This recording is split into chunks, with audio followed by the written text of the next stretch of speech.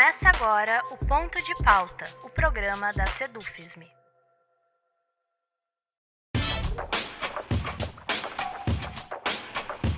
A política brasileira, em seus tensionamentos mais recentes, resgatou para o debate público o fascismo. E é sobre o fascismo, em especial sua faceta mais atual, que vamos falar no nosso ponto de pauta de hoje. Para isso, teremos como convidado o professor de História Contemporânea e da pós-graduação em História da Universidade Federal de Juiz de Fora, coordenador do Observatório da Extrema-Direita e autor de 2 livros sobre o integralismo, professor Odilon Caldeira Neto. Eu sou Rafael Balbueno e o nosso ponto de pauta de hoje é a história e a atualidade do fascismo. Professor Odilon, para começar, muito obrigado pela sua disponibilidade em conversar conosco. Muito obrigado, Rafael. Eu que agradeço o convite. É muito bom estar de volta, ainda que virtualmente, a Santa Maria. Professor, para começar, eu acho fundamental nós fazermos uma pergunta bastante introdutória. E, na verdade, são 2 perguntas em uma. O que é o fascismo enquanto evento histórico, mas também o que é o fascismo enquanto método de pensamento e de ação política, se é que nós podemos colocar nesses termos? Rafael, essa questão, na realidade, ela traz algumas das questões que são pauta e objetos de discussões nas teorias ou nas correntes interpretativas sobre o fascismo ou dos fascismos ao longo das últimas décadas. Entender o que caracteriza o fascismo, quais são os seus pontos nevrálgicos de estruturação como fenômeno político e também ideológico, e também qual que é a sua amplitude ou mesmo presença em tempos, inclusive, mais recentes. Do ponto de vista histórico, o fascismo ele tem um ponto fundacional, que é a emergência do regime fascista, e mais do que o regime fascista, é a emergência do partido e do fascismo italiano ao longo dos anos de 1919 a 1922, ou mesmo 1925, na Itália fascista. A Itália fascista passa por um processo intenso de radicalização política no campo da extrema-direita, fruto desde uma crise econômica, uma crise de legitimidade política, também fruto dos resultados da Primeira Guerra Mundial, onde há o surgimento de um movimento político que preconiza uma ideia de regeneração da nacionalidade, uma ideia de militarização da sociedade, uma ideia de uma crítica à democracia liberal e, fundamentalmente, uma proposta de aniquilamento de adversários políticos, quando não raramente, e na realidade quando muito costumeiramente, adversários políticos à esquerda. No entanto, o fascismo, enquanto uma expressão política organizada na Itália, a partir da primeira metade do século XX, não é a única exclusiva experiência humana e política desse tipo político mais específico. Se entendemos o fascismo como ideologia política, isso não é um ponto consensual dos estudiosos dos fascismos, mas particularmente eu parto dessa percepção. Se entendemos o fascismo como uma expressão ideológica, uma ideologia política surgida da passagem do século XIX para a passagem do século XX, analisamos o fascismo não mais como uma expressão típica de 3 perspectivas. Não é mais uma expressão típica da Itália, não é mais uma expressão típica do entreguerras, não é mais uma expressão típica do continente europeu. Então, em sendo uma ideologia política, o fascismo ele traz em seu cerne alguns elementos como a busca pela regeneração da nacionalidade, a busca por um discurso ultranacionalista, a busca pela construção de uma sociedade vista, pensada em harmonia, em organicidade, também a busca por uma sociedade hierarquizada em torno desse ultranacionalismo. a busca por um Estado forte, a busca por um Estado controlador das relações sociais, mais do que isso, a busca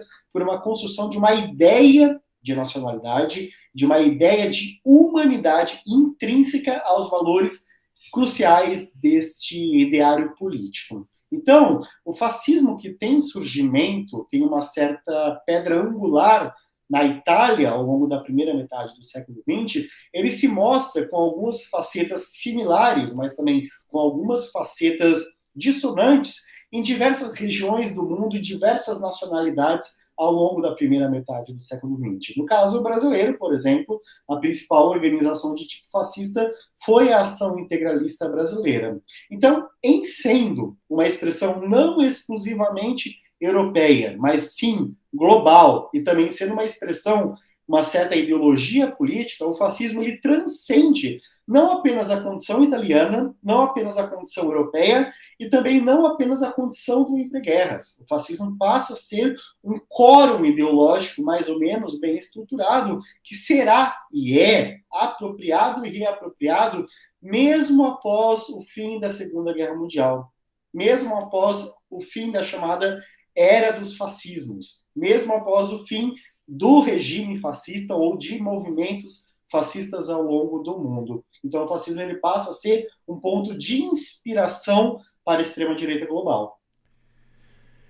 Certo. Professor, e fazendo essa correlação entre a pedra fundamental na Itália, mas também pensando como um ponto de inspiração, como o senhor disse, e trazendo para os dias de hoje, nós temos uma nova ofensiva de inspiração fascista global, organizada, orgânica, e se sim, em que nível ela está? Qual o tamanho que ela tem?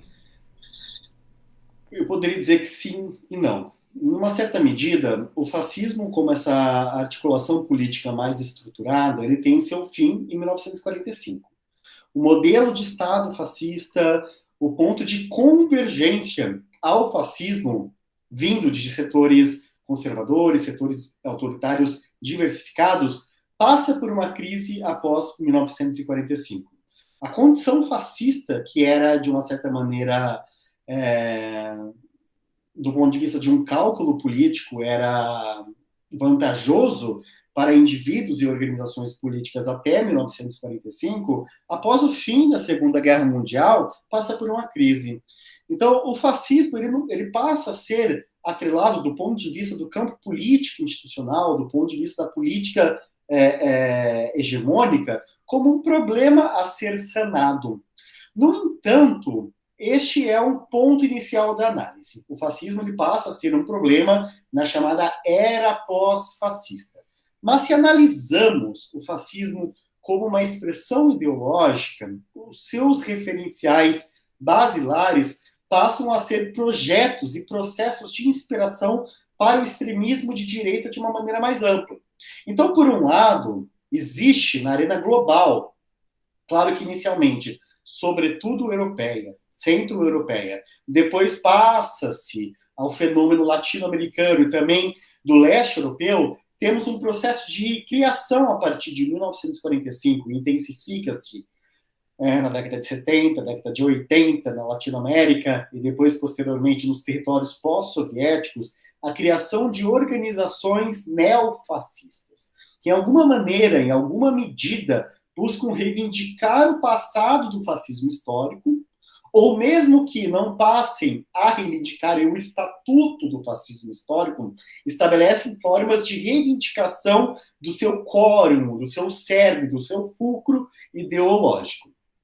Essas organizações neofascistas, que são variadíssimas, são diversas tendências, diversas clivagens, têm diversas origens e núcleos fundacionais em diversos setores, ou continentes, ou estados nacionais, ela tende normalmente a organizar-se de uma maneira muito fractal, muito reduzida do ponto de vista da mobilização de militantes. As organizações que a gente pode enquadrar, de acordo com a minha premissa analítica, como neofascistas, normalmente elas vivem à margem da radicalidade, ou seja, à margem da institucionalidade do campo político. Então, o neofascismo, de um lado, é composto, normalmente, por agrupamentos que não conseguem convergir no sentido de mobilização das massas, como foi o fascismo no século XX. Mas este é um ponto do neofascismo. As organizações grupusculares do neofascismo, de fato, não conseguem e, eventualmente,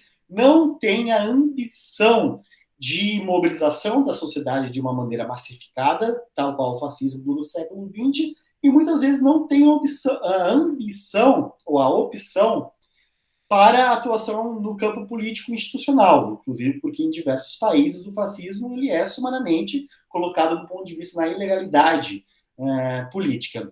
Este é uma questão, o neofascismo grupuscular.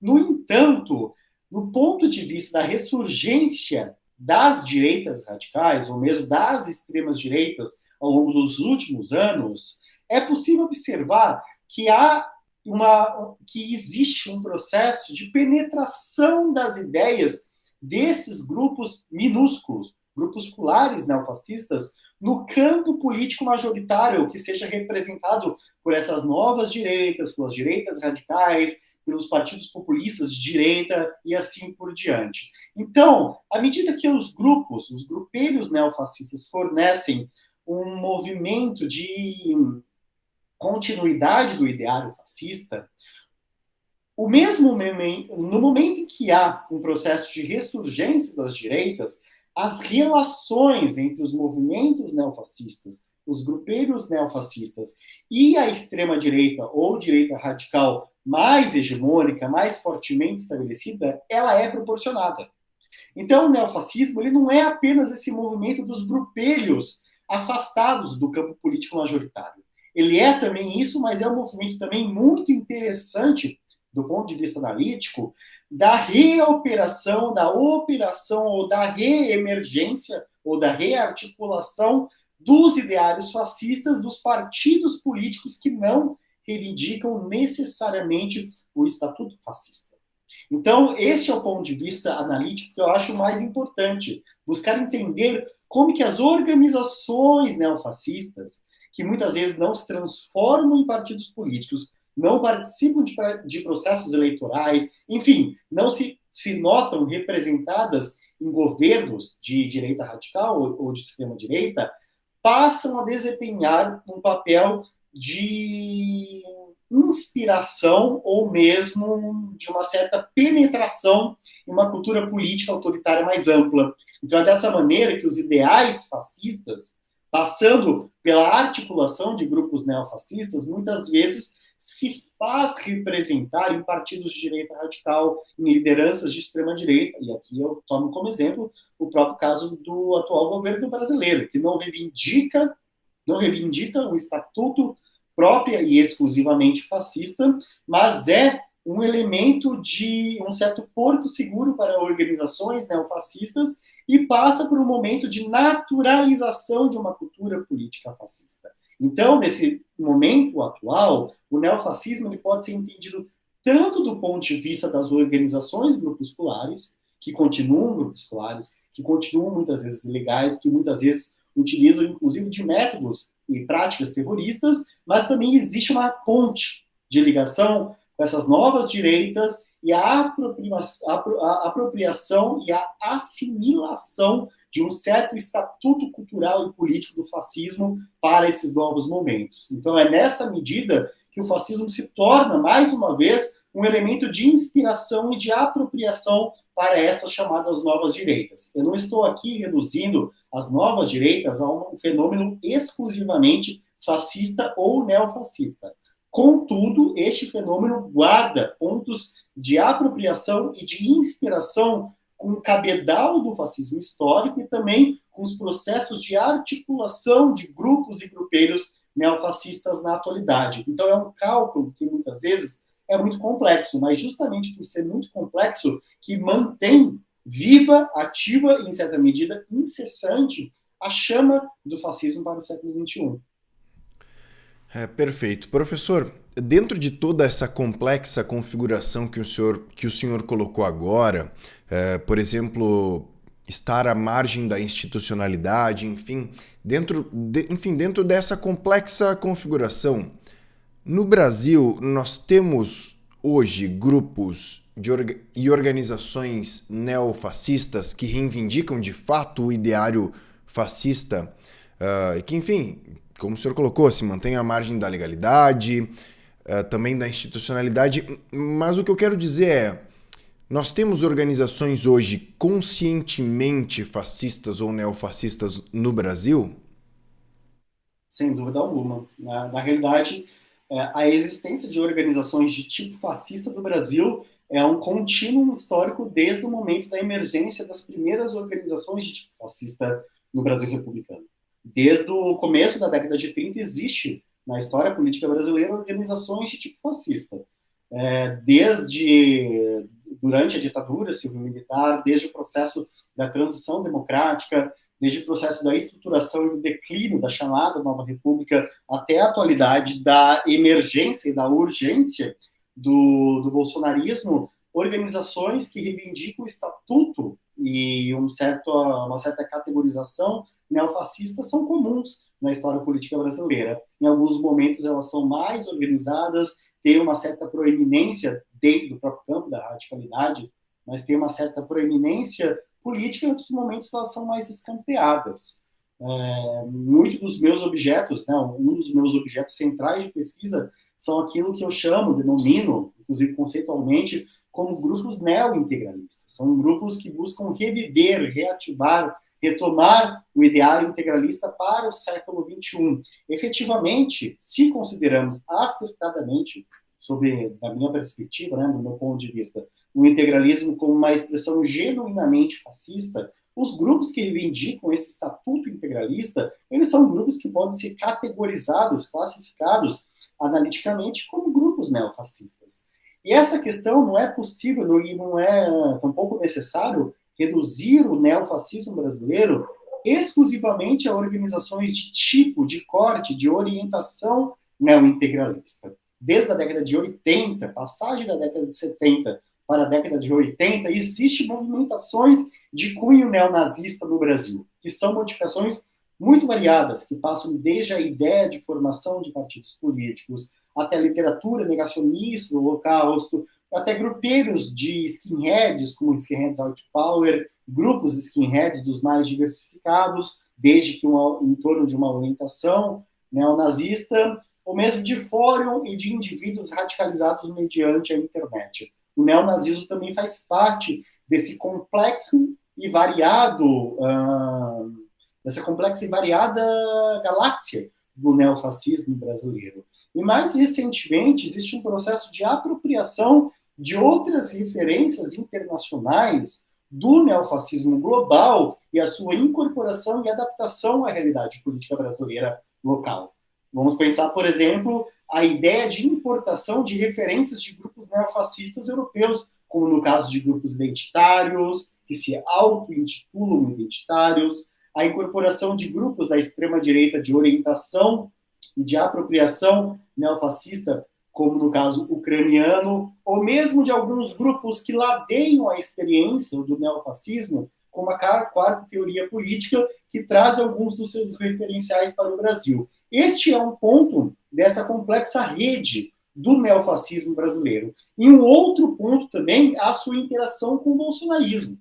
Como esses grupos buscam imprimir as suas facetas no bolsonarismo. E como, eventualmente, alguns grupos de tipo bolsonarista, de corte bolsonarista, enxergam na construção desse movimento bolsonarista como um processo da construção de uma efetiva retomada ou tomada, enfim, de uma iniciativa de tipo fascista ou neofascista. Ponto é, então, que o neofascismo no Brasil, seja por conta da internacionalização das suas esferas de interlocução, isso não é um ponto recente, é bom frisar. Não é um ponto que surge no bolsonarismo, é um ponto que surge desde a década de 90. Esse processo de internacionalização, esse processo de apropriação e também esse processo de uma interlocução com a emergência das novas direitas no Brasil, cuja talvez o seu cerne principal seja o fenômeno do bolsonarismo, da eleição de Jair Messias Bolsonaro e a construção do próprio governo Bolsonaro,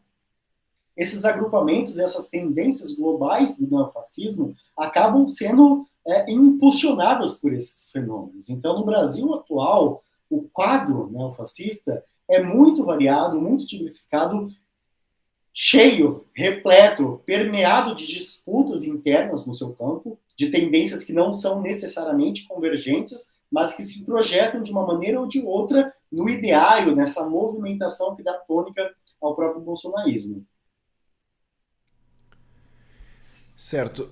Professor, o senhor falou um pouco agora sobre essa relação entre Bolsonaro, e anteriormente o senhor já mencionou que nós temos que complexificar a ideia de extrema-direita e fascismo e não associá-las de maneira gratuita e imediata. Inclusive, o senhor, sobre o presidente Bolsonaro, o senhor mencionou sobre a gente ter em mente que o fascismo não é uma cartilha orgânica, talvez, para o presidente, o ideário fascista, digamos assim. Mas eu fico me perguntando o que o presidente barganha ao se associar a essas ideias, porque não são poucos os exemplos, certo? O próprio lema Deus, Pátria e Família, né, o lema do integralismo e lema do Aliança pelo Brasil, partido que o presidente tentou fundar a todo custo. Nós também temos o encontro entre o presidente e a neta do ministro das Finanças de Hitler. Há o caso do ex-secretário especial Roberto Alvim, que fez um vídeo emulando o ministro da propaganda nazista Goebbels.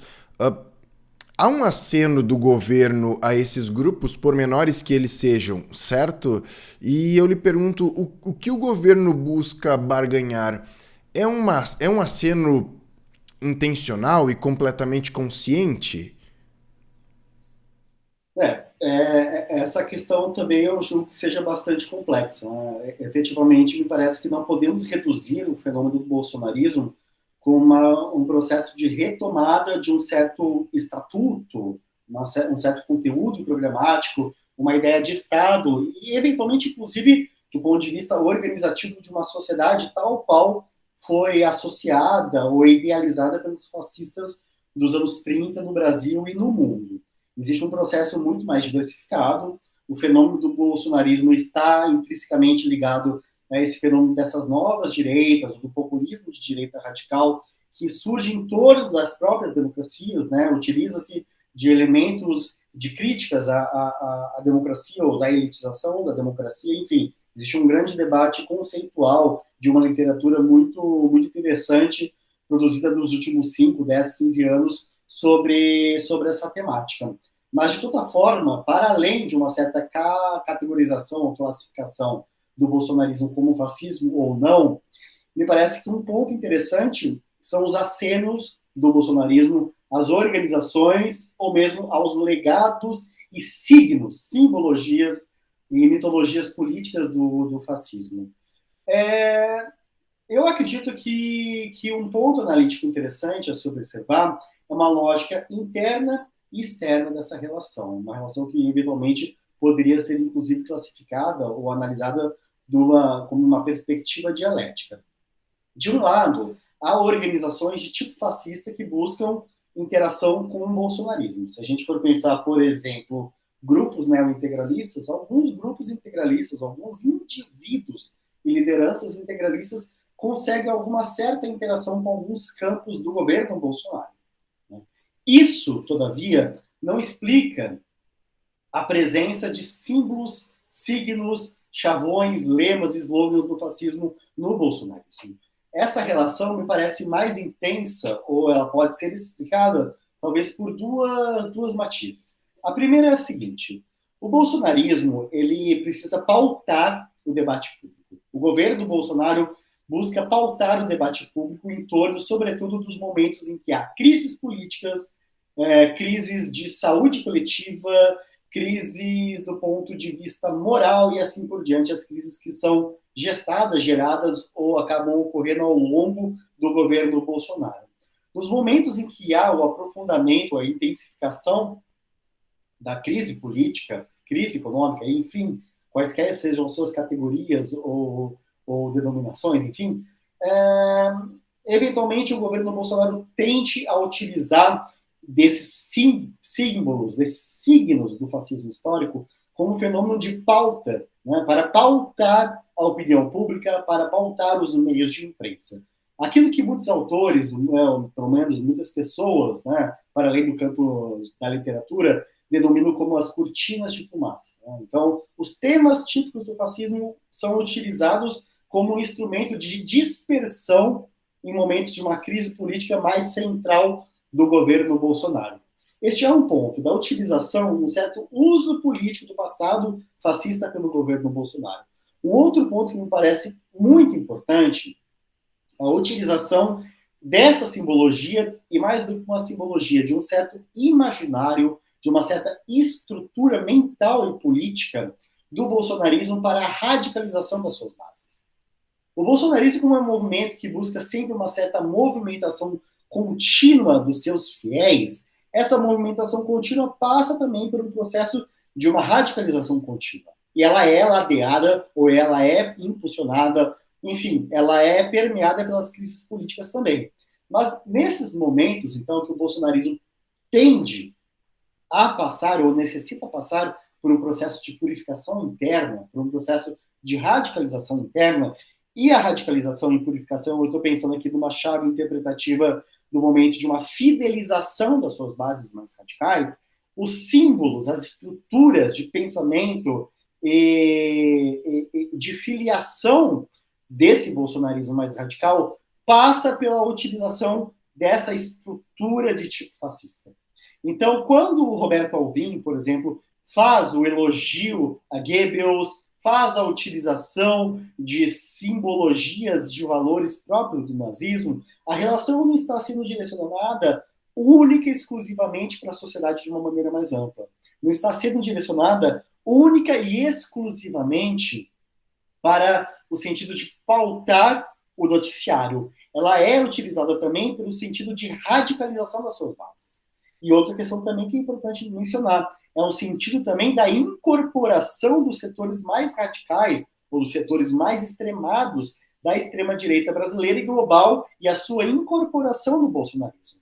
Porque se a extrema-direita brasileira ela não se reduz exclusivamente ao bolsonarismo, isso é fato, o bolsonarismo tem que neutralizar as radicalidades desse campo, tem que neutralizar as tendências divergentes desse campo. Então, esses acenos são estabelecidos como um processo de chamamento, de assimilação dessas pautas da extrema-direita que não são necessariamente bolsonaristas, e este processo da tomada dos setores mais extremados, a extrema-direita, acaba também por impulsionar um processo de purificação interna. Então, essa relação da utilização de slogans, clichês, símbolos de uma certa estrutura narrativa do fascismo é também, em certa medida, complexo, porque é um processo de tomada de posição frente à opinião pública, é um processo também de apropriação de um legado e também das novas facetas da extrema-direita brasileira e internacional, e é um processo também de purificação, renovação, extirpamento daqueles não fiéis do campo do bolsonarismo. Então, esse processo é um processo bastante, em certa medida, bastante vantajoso ou bastante instrumental para o bolsonarismo, que consegue manter as suas bases mais fiéis, que consegue fidelizar o extremismo de direita que orbita o bolsonarismo e também que consegue ser utilizado como um processo frente às crises políticas cotidianas e que sucedem do ponto de vista do governo Bolsonaro. Perfeito. Professor, já me encaminhando para o fim, a caricatura me parece um elemento muito presente nas figuras e símbolos do fascismo brasileiro, ou pelo menos naquelas figuras e organizações que se aproximaram dessas ideias. Desde as camisas verdes abotoadas até o pescoço, o que nos dias de hoje dá até um ar ridículo, meio ridículo para o uniforme integralista, mas passando também por figuras como Enéas Carneiro, Levi Fidelix, enfim. O que eu quero dizer é que o fascismo brasileiro, por vezes, ele parece ter ares meio cômicos, bizarros, satíricos, o que nos gera uma dúvida sobre o quanto essas figuras e organizações devem ser levadas a sério. Não, de fato, Rafael, eu concordo que muitas vezes existe uma certa exterioridade do ponto de vista do fascismo histórico em torno das organizações neofascistas, um certo aspecto anacrônico dessas apropriações. Né? Se a gente pensa o que é uma simbologia, uma ritualística, uma indumentária integralista dos anos 30 e a forma como ela se coloca para o século XXI, evidentemente existe um processo dotado, permeado de um certo anacronismo. Muitas vezes eu converso com alguns alunos em um tom para lá de provocativo, que alguns desses agrupamentos parecem uma espécie de cosplay dos fascistas do século XX para o século XXI. No entanto, essa estratégia da utilização de elementos caricaturais, muitas vezes que podem ser tomados como fenômenos histriônicos, elas passam num sentido que é fundamentalmente antissistêmico. Seja Enéas Carneiro, seja Levi Fidelix, seja mais recentemente Roberto Jefferson, mesmo grupos neointegralistas, grupos neofascistas de muitas facetas, utilizam essa aparência não profissional, essa roupagem não profissional, justamente para incorporar reivindicações de parcela significativa do eleitorado que não se vê representado na democracia representativa, que não se vê representado nas instâncias formais e institucionais da democracia, que toma a democracia liberal, que toma a democracia brasileira como fundamentalmente elitista e profissional. Então, essas roupagens que muitas vezes são caricaturais, são tomadas como um elemento, um certo canto da sereia, para esta parcela do eleitorado que é muito suscetível a fenômenos e processos de radicalização. Eventualmente, alguma dessas roupagens mais caricaturais não tem de imediato um capital político do ponto de vista eleitoral fortuito. Muitas vezes essas expressões permeiam um caminho ali do ponto de vista mais caricatural da própria política, como foi muitas vezes a própria trajetória de Enéas Carneiro. Mas esse é um processo paulatino, esse é um processo de construção dia após dia de um cotidiano de naturalização dos legados e das premissas da extrema-direita, não somente do fascismo ou do neofascismo. Então, muitas vezes, a caricatura ela opera no sentido de uma certa naturalização dessas premissas, dessas categorias associativas do ponto de vista do ideário da extrema-direita. Então, me parece que analisar a extrema-direita brasileira ao longo da história, ao longo do processo da nova república, da transição democrática, enfim, analisar historicamente e atualmente a extrema-direita brasileira, é necessário olhar essa história e também olhar essas estratégias de comunicação, que passam a ser, inclusive, em momentos de crise política, tomadas, seja do ponto de vista de um certo escárnio político, mas são tomadas como tábuas de salvação, ou mesmo tábuas rasas da própria política brasileira. Então, para além de um certo aspecto caricatural, chistoso, jocoso dessa extrema-direita, existe um cálculo político bastante interessante que estabelece, em certos momentos de crise política, um processo de ganho de capital político, em certa maneira, e isso é bastante notado no caso da construção da alternativa política de Bolsonaro, que é um candidato que mal constrói frases muito conexas, tem um linguajar bastante grosseiro, mas setores liberais, intelectualizados, elites financeiras foram altamente assimiladas, ou quiseram ser assimiladas por essa alternativa. Então, para além da caricatura, existe um ponto de um ideário político que tem um trânsito muito interessante e muito perene em certos momentos da história política brasileira. Certo, professor Odilon, eu gostaria de agradecer pela sua atenção e disponibilidade em conversar conosco. Eu que agradeço, Rafael, foi uma satisfação. Assim encerramos aqui o nosso ponto de pauta de hoje, que contou com a presença do professor de História Contemporânea e da pós-graduação em História da Universidade Federal de Juiz de Fora, coordenador do Observatório da Extrema-Direita e autor de 2 livros sobre o integralismo, professor Odilon Caldeira Neto. Essa edição do Ponto de Pauta, como de costume, estará disponível em vídeo e podcast no nosso site e nas nossas redes sociais. O endereço do nosso site é www.sedufisme.org.br. Obrigado pela audiência e até a próxima.